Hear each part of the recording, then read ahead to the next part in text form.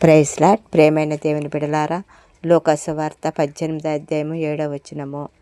దేవుడు తాను ఏర్పరచుకున్న వారు దివారాత్రులు తన్ను గూర్చి మొరపెట్టుకొనిచుండగా వారికి న్యాయము తీర్చడా?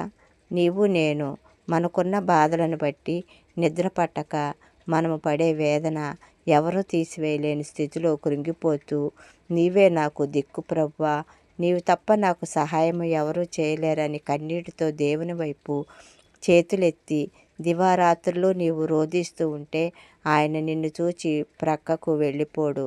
నీవు ఏ సమస్యతో ఉన్నావో, ఏ వేదనతో ఉన్నావో, నీకు ఏ విషయంలో అన్యాయం జరిగిందో ఆ తండ్రి నీకు త్వరగా న్యాయము తీరుస్తారు.